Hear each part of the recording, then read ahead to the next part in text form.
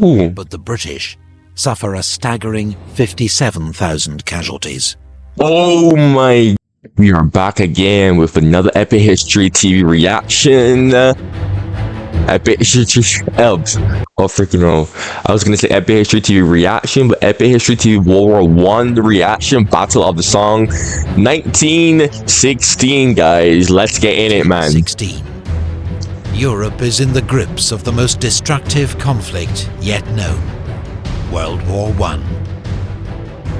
Much of the fiercest fighting takes place on the Western Front, where British, French, German are locked in a bloody stalemate along 450 miles of trenches. There have been millions of casualties, but neither side can break the deadlock. The combination of barbed wire, machine guns, and heavy artillery means troops trying to cross no man's land, the open ground between the trenches, are slaughtered en masse. Bro, how are they able to set up the barbed wire? Like, barbed wire is above the trenches, right? How are they able to set that up without getting shot? Unless they were getting shot. Because I get trenches. Trenches, you just dig as quick as possible. But like, how are they able to set up the barbed wire without getting... It's very interesting. The advantage is always with the defender. But the Allies are committed to more attacks. They're determined to liberate the parts of France and Belgium that were occupied by Germany in the first months of the war. You know, it's crazy how Belgium was still fighting.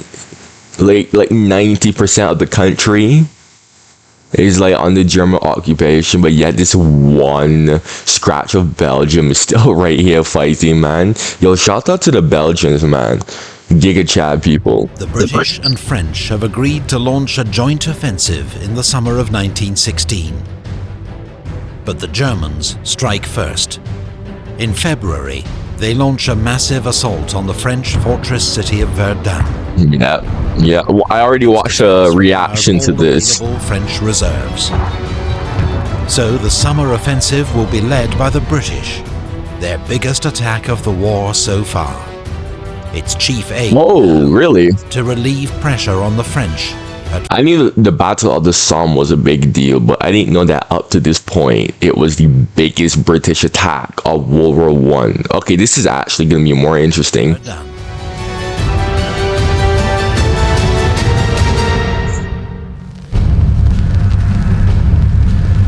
The big push. All right, let's see. On a 25-mile front near the 25 mile, dude. That is basically the length of Barbados. That's the length of my country, bro. Barbados is 21 miles long. Holy crap. 21 miles?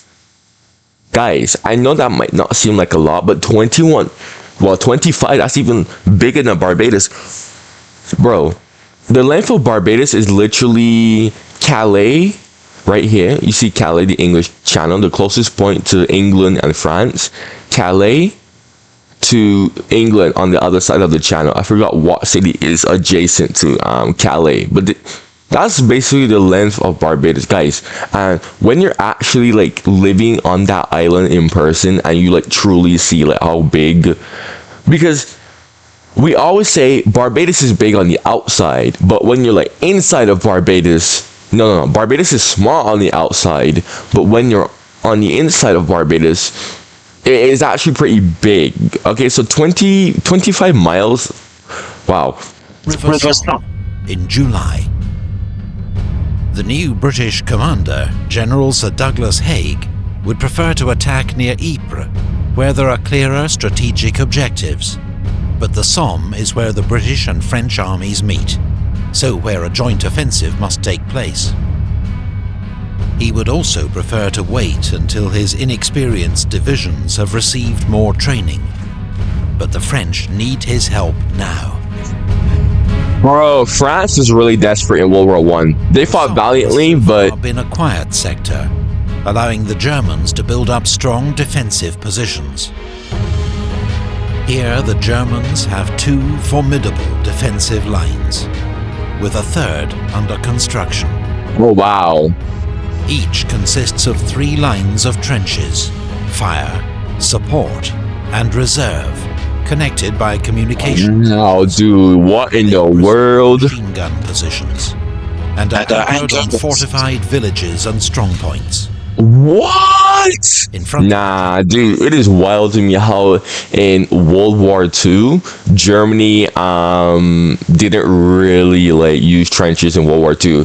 This is probably like one of the reasons why they ended up being defeated, because Germany didn't really have any they didn't have really and truly any proper defensive fortifications, especially when Germany was going on the defensive.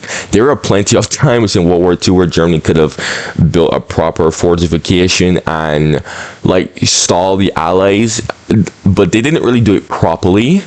And yeah, that just cost them the war. But yo, it's crazy how they had World War One for experience, and they did not do that in World War II, man. Let's continue. There are thick belts of barbed wire. Oh heck nah. Oh heck nah. Shelter German troops from artillery fire. All right. This is complex. 6 feet deep. Allow troops at the front to communicate with artillery batteries during an attack. This is some sophisticated stuff, man. Are well trained, and most are combat veterans.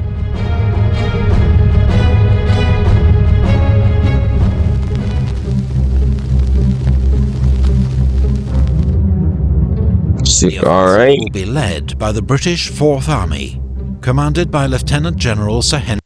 I think this is like the best World War One map that I have seen so far. Like I've watched a lot of World War One maps and frontline videos and whatnot, but this is actually nice. Rawlinson. With Haig, he draws up the plan of attack. To overcome the Germans' formidable defences, the British will carry out a massive, week-long artillery bombardment with 1,400 guns. 1,400? Destroy German bar. 1,400? Sport? Bro, look, man. I just woke up. I'm just starting to do this, so my voice isn't really 100%, but 1,400 guns? Flatten trenches and kill their occupants. 19 mines are freaking hell. The key German strongpoints. Wait. Explosive. Ready to detonate just before the attack begins. Wait. How were they able to do that? Wait a minute. I think I heard somewhere that both sides used to secretly like dig towards each other's trenches and whatnot. But if I am wrong, just tell me, like, how in the world were they able to do this? To the north, the British Third Army will make a diversionary attack at Gommecourt. The 16 British and French infantry divisions are then expected to take their objectives with minimal opposition. The attack will begin at 7:30 a.m. in broad daylight, so the artillery can observe its fire. British morale is high, and the men are confident of victory. Many of the units taking part are PALS battalions, the eager recruits of 1914. Out to face combat for the first time. Oh no. This is like the cliche, you know, when you watch those like historical war movies and then you have the cliche guy who's like, oh yeah, let's do it guys, and then you know you have like the veteran who's somehow still alive and he's just like looking at him and he's just like you have no idea what you're about to get yourself into, man. This is exactly that. Oh no. And this is the Battle of the Somme. Wasn't this like one of the most deadliest battles in British history during World War One? Oh no. But on the eve of the assault, there are worrying reports that the British bombardment has been only partially successful. 1.6 million shells are fired. But bro, what? 1.6? Yeah, dang. Due to inexperienced gun crews, a shortage of heavy guns, and faulty shells, much of the German barbed wire remains intact. Bro, yeah, I knew that was not. Are largely unscathed in their deep dugouts. And they're alerted. And from captured and listening in on uncoded telephone calls, the Germans know exactly when and where the British are coming. Yeah, bro. Freaking, what the hell? Hold on. Yeah, okay, hold up. I'm gonna skip this part. Yeah, I was gonna say, when you do an artillery barrage, especially as big as that, you're basically alerting the enemy that, hey, yeah, I'm about to attack you, and prepare yourself. So, yeah, so much for that.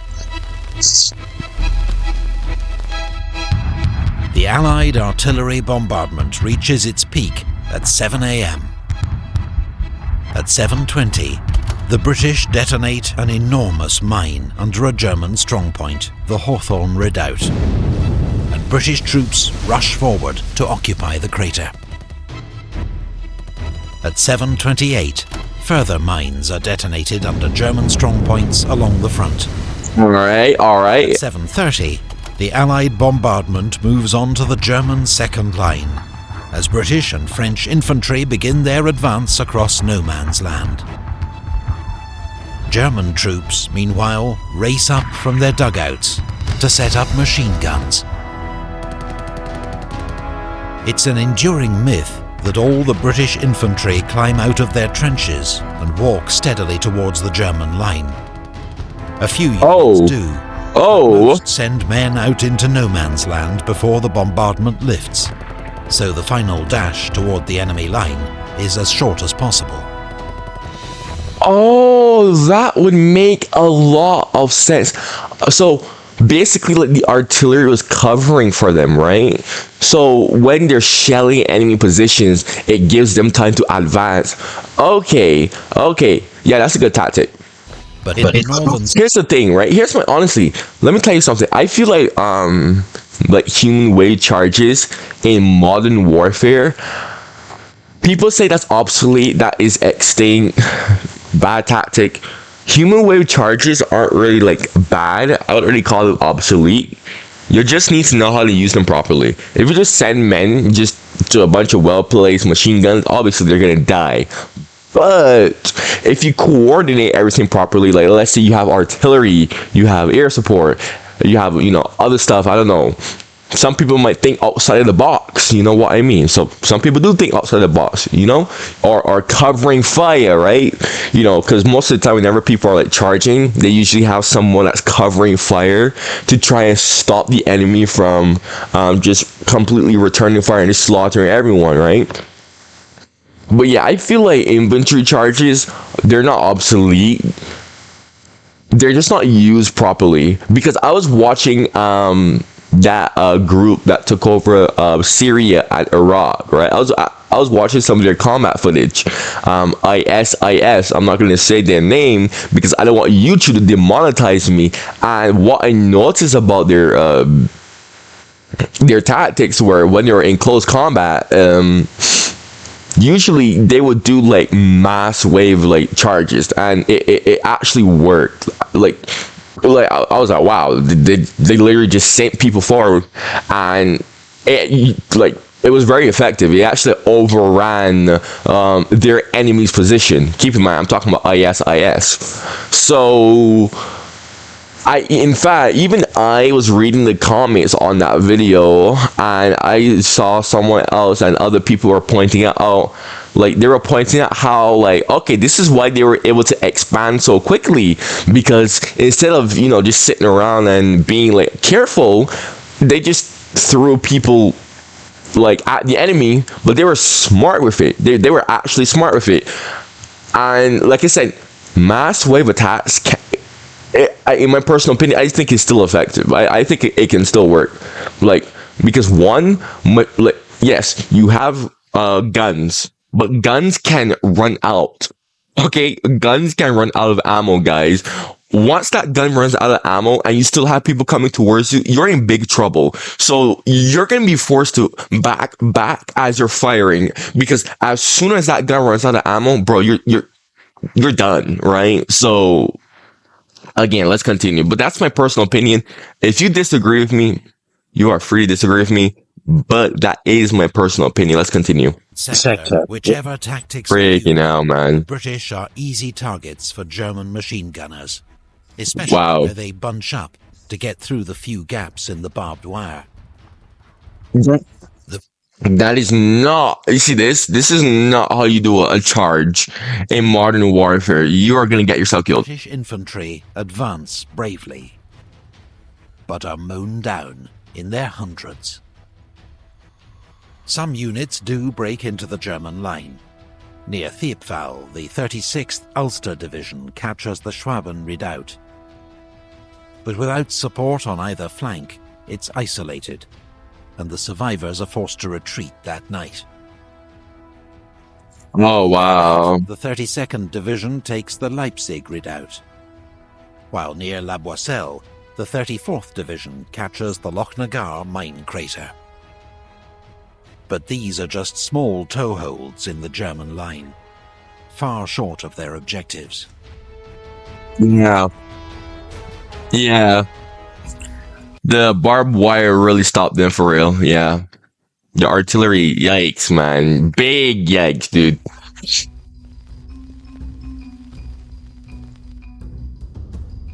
In World War I, one of the greatest challenges faced by commanders is getting accurate information about the course of the battle.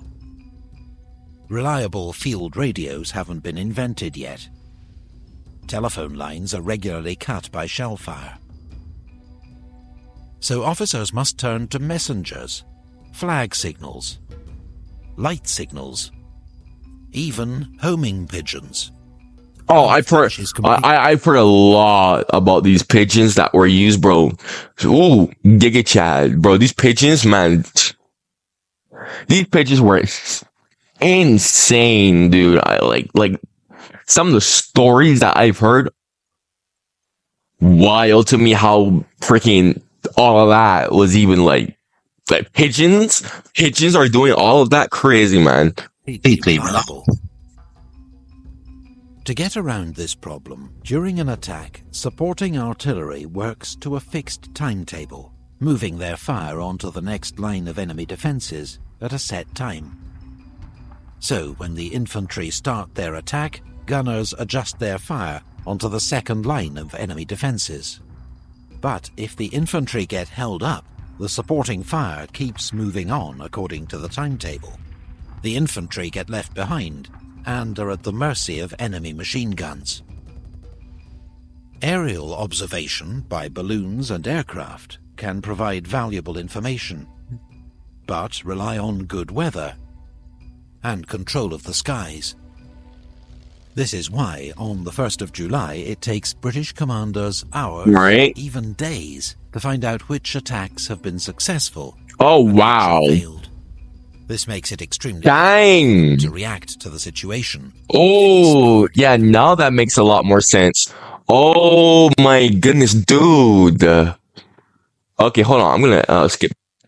I always used to ask myself, how come whenever the enemy breaks through, there's not like a big shift to that position where they break through? And he literally just answered one of my questions that I have always had about World War I. That makes a lot more sense, man. Let's continue.